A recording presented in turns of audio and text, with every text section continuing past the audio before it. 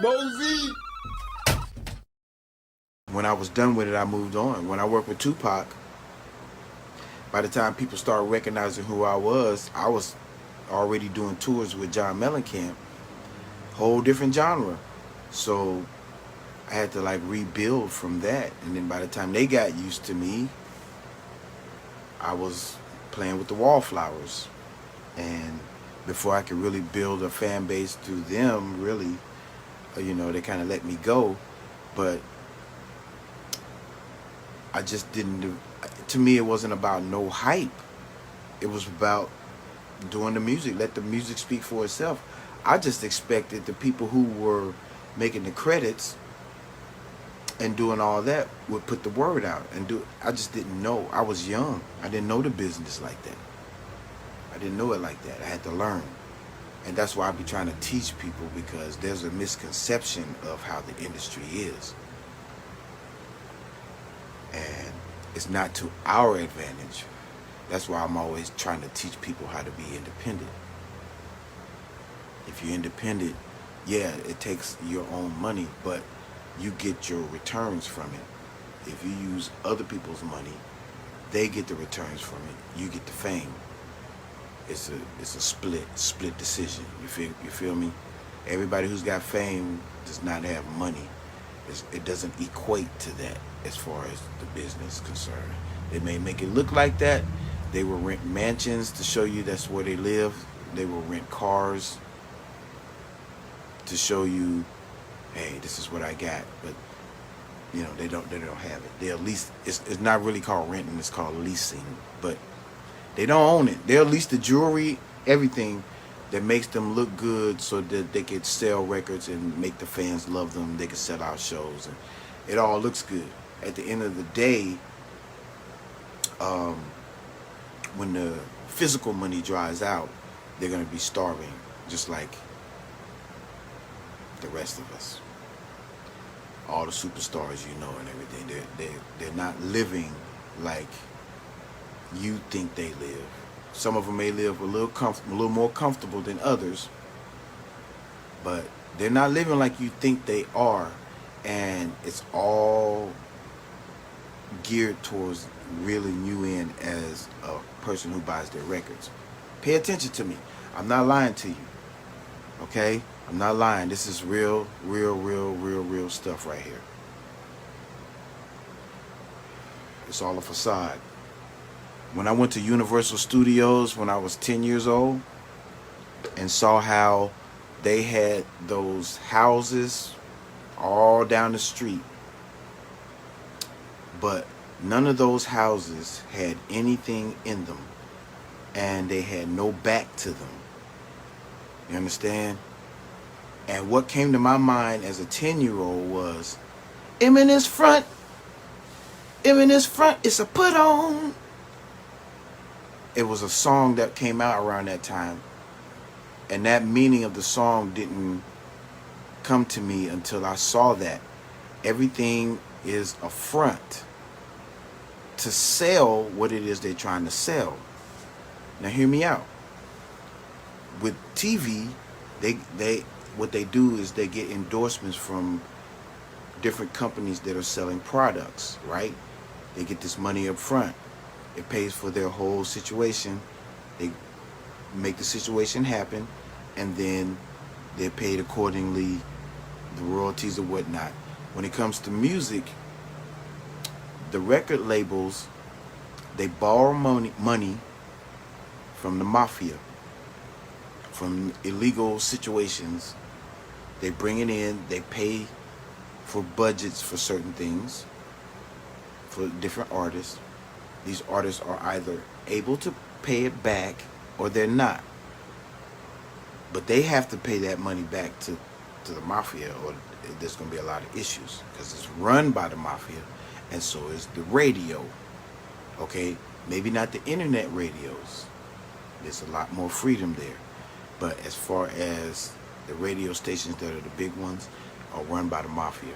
Alright? So there's a lot to this. It's not what people think, and you thinking like, my songs are so great, I'm so popular. That's not what it is. Your record label has paid for a campaign. to make your record happen. This is not a popularity contest, people. Everybody feels different about every record that comes out. So there can't be a general consensus of what a record is, because it doesn't exist. Everybody has a different opinion about records, okay? This is real talk. The record labels are not running it like you think, where they love you so much and they give you all this money and you get to live lavishly from now on. All your bills are taken care of. You get your royalties. Now you're living in a mansion and all of that. And everybody loves you, and you continuously sell out shows for the rest of your life. It's not geared towards that at all. But people don't want to believe that. They want to believe the fantasy, and that's what keeps the record labels running, is because people believe the fantasy before they believe the real. Before anybody like me on the inside would tell them, yo, this is how it's run, this is how it's done, they will argue you down and say that you're wrong and that you're being negative, and I could overcome that. Well, the only way to overcome it, I know for sure, is to be independent. Yes, you will spend your own money. Yes, you will be able to get yourself in a position, though, that other people will want to spend money on you or with you to make it happen. You just got to be more business minded. This music business is not about your songs, and how it's done and how people's perception of it is what gets them caught in the spider web. You know what I'm saying? They get caught in the spider web because they feel like it's this and it's that. But at the end of the day, being independent is the way to go. You will spend your own money. You have to be willing to spend money to make money, because when you sign with a label, that's what you're doing anyway. They borrowed that money from illegal means. They gave it to you so that you can go do what you got to do, so that you can get back that money and more, so everybody be happy. If you don't do that, then you're in the realm of, okay, well, we're not going to fund your next record. And you're like, well, I'm just going to go to another label. Well, your contract here says that you can't, because you have to fulfill this and that. You can't do this and that without us getting paid, because we own your name and likeness. If you don't believe me, look at all your favorite rappers. When they changed labels, they had to change their name just a little bit. Pay attention. Understand? Labels, they do that for a reason. It's a reason that makes their superiors feel more comfortable. If they have legal domain over your name and likeness, it makes their superiors more comfortable, because they feel like they'll get their money back. If not, you're able to still go out there and make your money, and they can't make theirs. They don't allow that. Yeah, it's that deep, man. You gotta, it's that deep. You have to believe me. I've been there. I've seen many, I've worked with many top artists, and seen how some of them operate, and stuff that has been done to them, and stuff they have to go through. I've seen it, man. This is real. I'm not trying to just, I'm not coming from I sent them tracks. I didn't send anybody tracks. If I did something that came out like that, I was there personally. This is a new era that we live in right now, where you send people tracks and they do this and do that with it. It wasn't like that. A producer had to be in the room and making sure that things go like it's supposed to go. So I'm in that situation. I'm talking face to face with these people. They're telling me how these things go. But you know, I get a lot of people that they don't want to listen to that. They're like, well, how could you possibly know? You know, if you just sent them the track and they did what they did. No, I coached them. Every vocal note that they did, whether it was singing, rapping, or whatever. That's the kind of producer I am. I'm not used to this sending you tracks and just let you do whatever. I'm not used to that. That ain't how you make hits.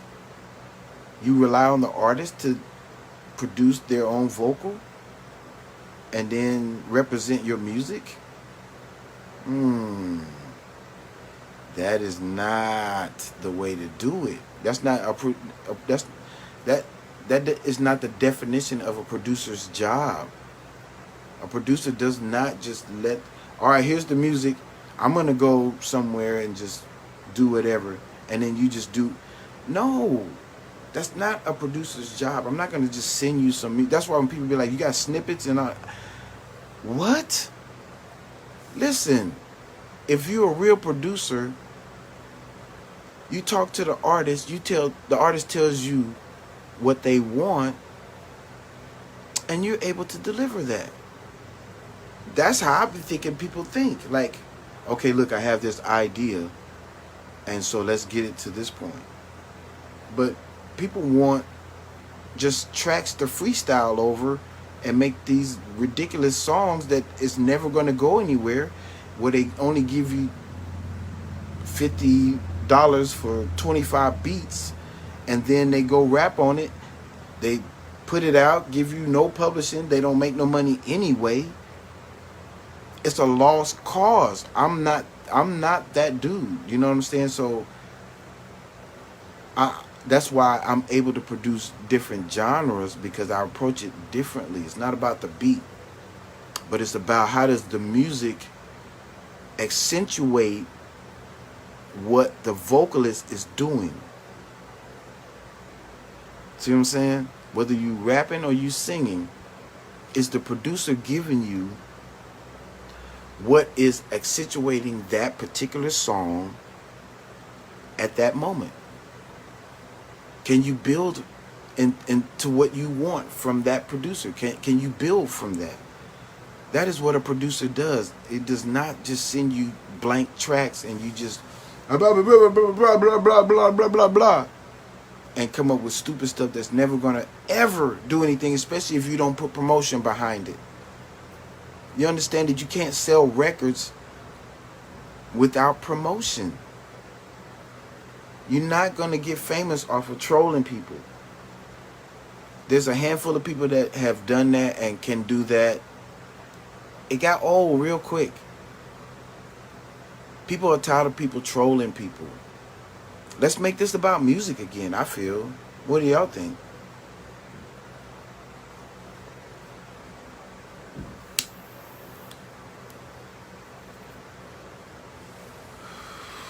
It's a different era, man.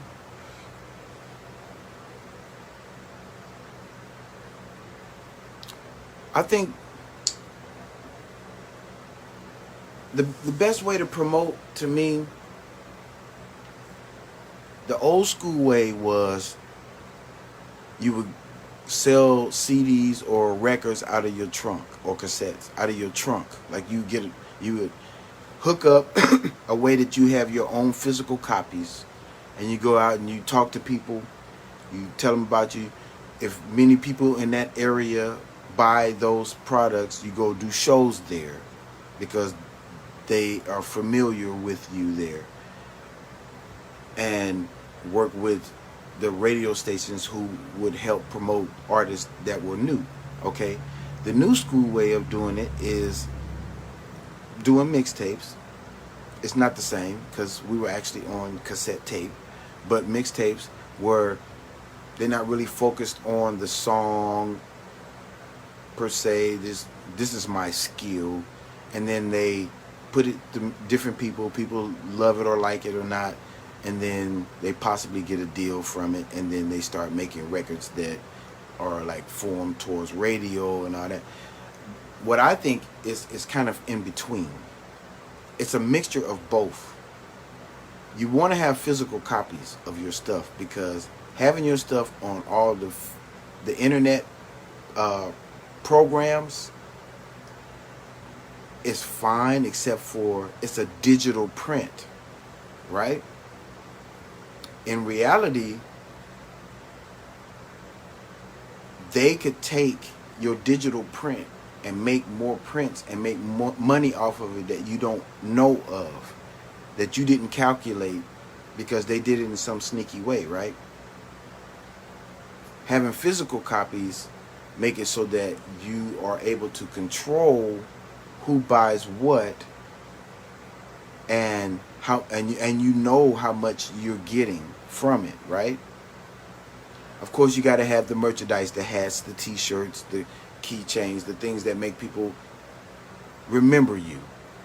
But when it becomes popular in a certain place, you do shows there. That is, to me, the best promotion, because the shows, the shows are the reason you're doing the whole thing anyway. The records are made to promote the shows. So people will come and see you live. They go, oh, wow, I like this song. I wonder how they sound live. They go see you. That's why they do the videos, so they get like a little clip of, oh, wow, that's who this person is. This is a handsome person, or this is a beautiful woman, or sexy, or this is a weird, whatever energy they trying to bring forth. They let you see that so that you go, I want to go to that show. So it's all about the show, right? That's what it's all about. So you gear everything towards that. That's why I get upset about people who do shows and they basically rap over their record, and the record is doing it the way that it's supposed, was done, and then they're rapping in some higher key over that, trying to scream loud. Some words they don't say. Like that, to me, that's not really a live performance. That's someone who skipped all of the steps of learning how to perform in front of an audience to their own material. If you write your material to where you are not able to say it live, that you got to rely on somebody else behind you to do it, I mean, it's like, where do they do that at? Because in other genres of music, the lead singer sings the lead and does not drop out unless they're at a point where they've lost their voice, they can't do it anymore, to a certain status. But you got these young guys out there, and they're like rap. The track is going. They don't even remember all of their words, and they're running out of breath. How do you run out of? You're 20 years old. Why are you running out of breath on stage? You're supposed to have stamina. You didn't practice, and there's a lot goes into that with the grooming that people leave out these days. It's just, no, I got a song that's, it's pretty cool, got a nice hook, the verse nobody pays attention to, but the music is dope, so I'm gonna get it out there and I'm gonna be a star now. How do you sustain it? After that song dies out and they want to hear another song, you're not crafted in creating songs. You just think you are because you lucked up on something that people was caught on at that moment. That's how you get one-hit wonders. They want to write their own thing, do their own thing, but they don't know what they're doing. Yes, practice and rehearsal calls for a better show. Absolutely. One of the biggest things my dad taught me when I was young, he said there's not many people who go out there and just wing it. It may look like they do, but they practice it so it seems like a relaxing atmosphere. If some things will be perfect, some things will be a little off because they'll play it by ear. But everything is, there's a scheme to all of it, It's a scheme to all of it. So it's one of those things that you have to go. It's all about entertainment. Yes, you can sing. Yes, you can rap. Yes, you can play your instrument. But what I learned with playing with the Wallflowers was, like, those guys, they just basically stood around. And when I got in the band, I gave it a little more energy. And some of the guys in the band started getting into that energy, but they were called the Wallflowers for a reason, because they stood still and just was like, I'm just going to play my part. And you know, not to be disrespectful, but they would get a lot of bad write-ups for not having that energy. The fans, they loved the lead singer, they loved everybody in the band, but these guys wasn't giving them the heat, you know. And I noticed when I practiced with Mellencamp, we would practice for like 11 hours for like 5 or 6 days straight. When I practiced with them, we practiced like 6 hours, but you know, maybe a 2.5 hour lunch. It was crazy to me, but it made a difference in how the show was, and it just made me reiterate, yo, no man, we got to make this a spectacle. We got to make people go, God, dog, I can't believe this happened. And a lot of rappers, a lot of singers leave people not in that state because they don't know how to do that. So people go, I mean, it was pretty cool. They did all right. And, you know, and then they notice the flaws more, because everybody's going to have flaws. We all human. There ain't going to be no perfect show. But, you know, it allows it to be a little more polished. And yeah, root word. You can't be mediocre and expect to have a longevity in your career. You may have that particular time. Those songs did the trick.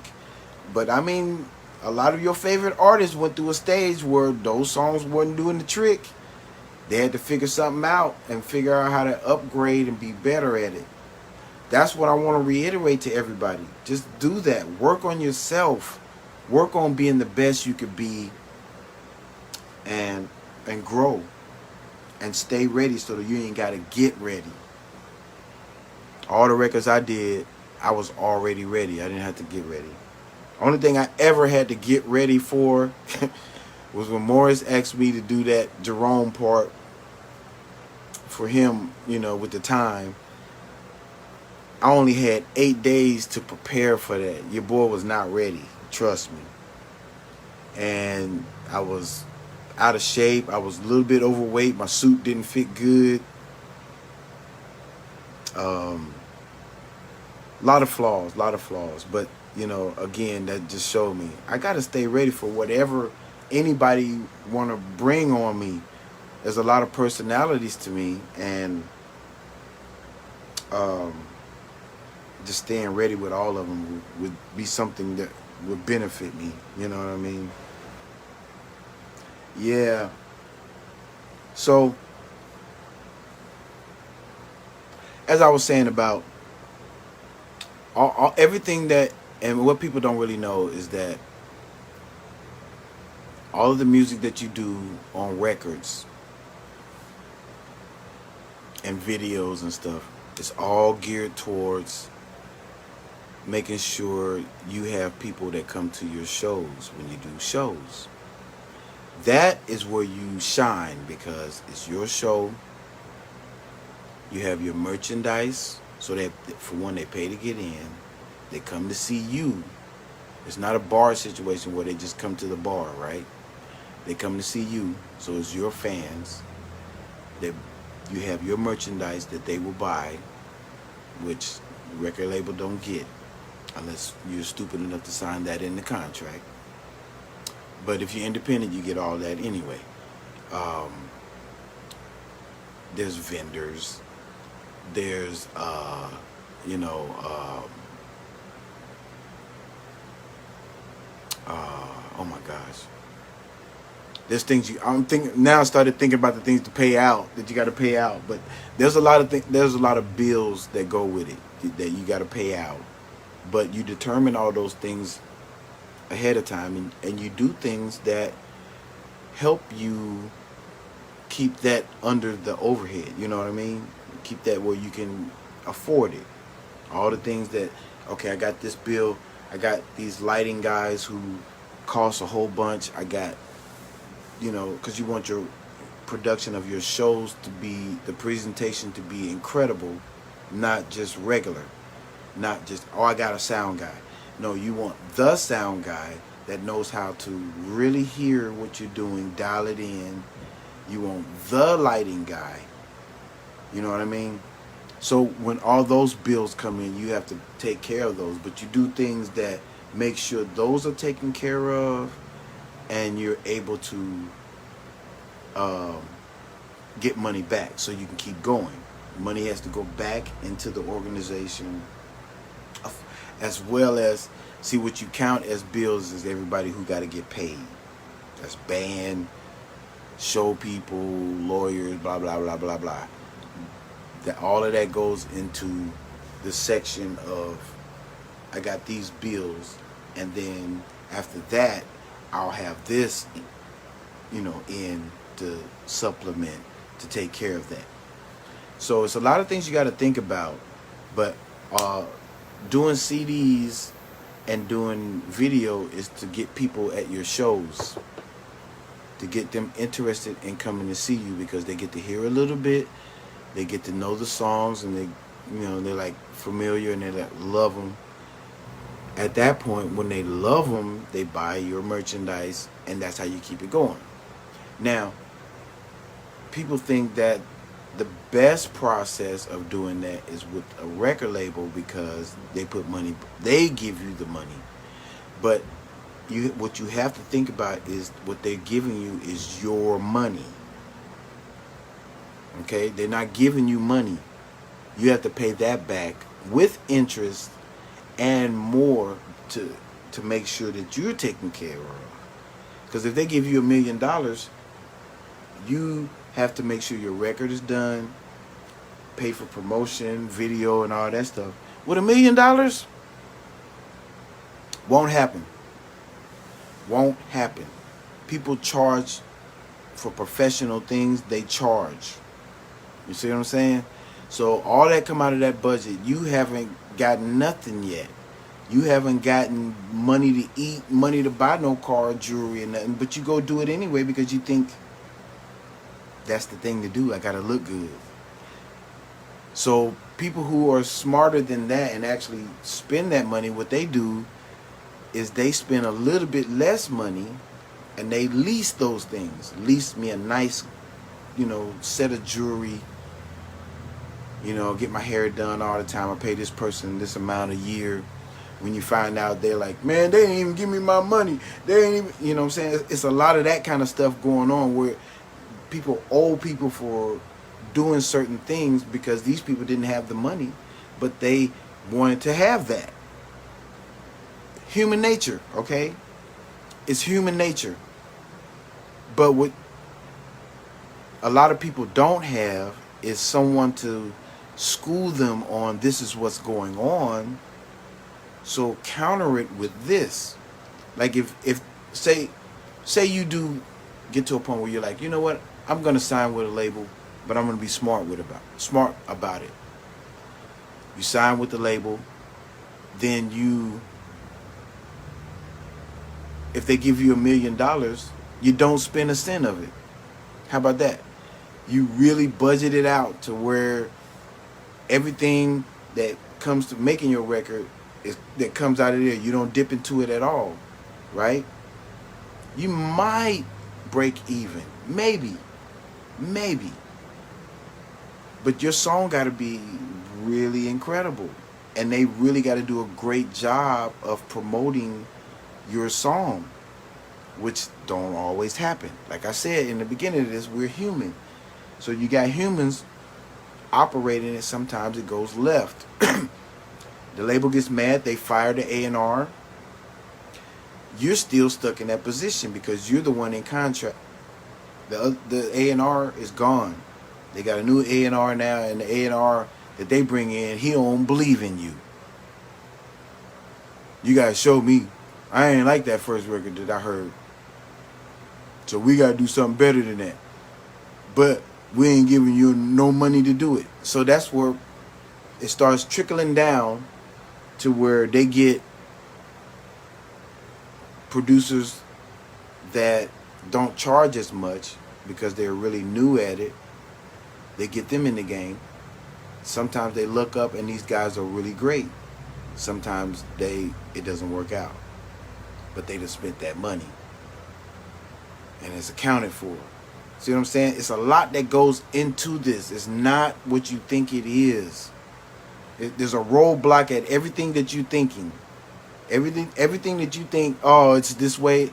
No, there's a roadblock because it can't, in their eyes, come back to you benefiting monetarily. It can't. Then if it does, it screws them out of what they're doing. They end up, maybe they're able to pay back the mafia, but they ain't gonna get no extra money off of it. See what I'm saying? It's a bigger game than what you guys think. That's why I say if you're independent, there's less hands in it. Let's look at Eminem. One of the baddest rappers that I know of. Sold all those records and all that stuff. Very rich. He's not as rich as he should be. And let me tell you why. He's got shady records and his staff. Got to pay them. He's got Aftermath and their staff. Got to pay them. Interscope and their staff. Got to pay them. Atlantic, Elektra, Warner Brothers. Got to pay them. Sony. Got to pay them. And then the mafia. See what I'm saying? It's so many people that is eating off of Eminem's money. And that's one that's still relevant right now. So that's why I picked him. Because there's a lot of artists that's not relevant that hadn't got their money. But you thinking that it's because they lost their relevancy. No, they lost their money. They lost their backing. Michael Jackson, right before he died, when I started working with him, lost his backing. That's the real reason why he reached out to Moe-Z. Because Moe-Z wasn't going to charge him $1 million a song to make his songs happen, but it was going to be dope. See what I'm saying? It's the same scope of, that's how they do it. It's the same scope. I'm trying to keep as many people out of the trap as possible. But people seem to want to go to the trap. And I'm not talking about this thing that's going on with the music, trap house. I'm talking about an actual trap where they got your foot and you're stuck and you're like, God dog it, what am I do? And then the rest of your career, people are like, oh, whatever happened to Anita Baker? I used to like her. Anita Baker couldn't get another deal. She was too smart. And she was stuck in her situation. And they owned her masters. So she couldn't even reissue those records when they died out because they owned them. Same with Eminem and all these different people. Other people own their masters. So Tony Braxton, yes. Aretha Franklin, like all these different people. It was so many ones that demanded that they own their masters, like James Brown, like Ray Charles. Yeah. Nico, you can name a whole, just TLC, that you could just, anybody, Tupac, all your favorites, all got screwed by the label, by the machine. The machine that made them famous had a purpose. That's right. That machine had a purpose of making sure that they made money and they took the songs that they wanted of you to be able to promote their agenda at that particular time. It still happens today.